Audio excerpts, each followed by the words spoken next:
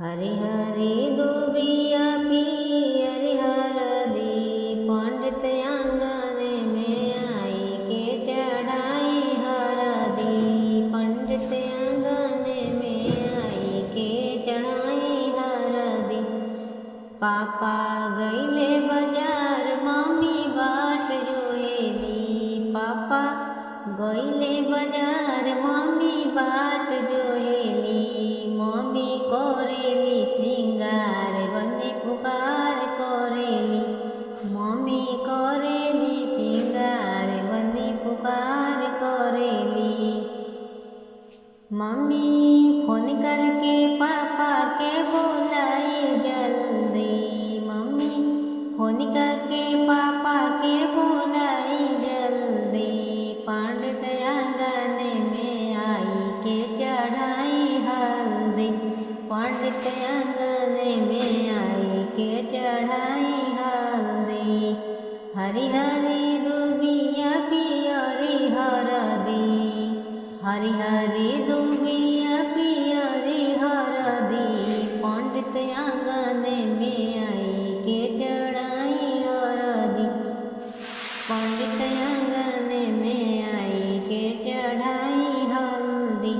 चाचा गईले बाजार चाची बाट जोहेली। चाचा गईले बाजार चाची बाट जोहेली। चाची करेली सिंगार बनी पुकार करेली।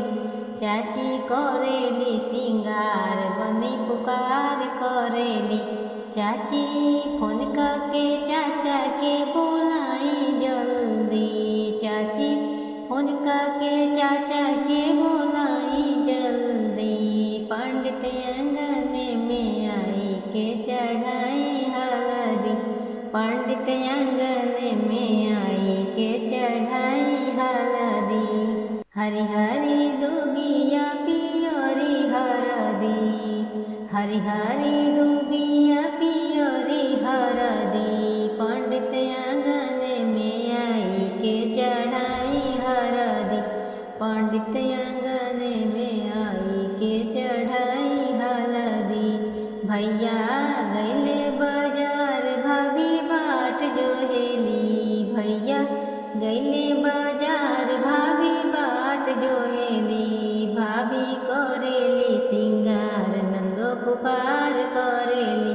भाभी करेली सिंगार बनी पुकार करेली। भाभी फोन करके भैया के बोलाई जल्दी।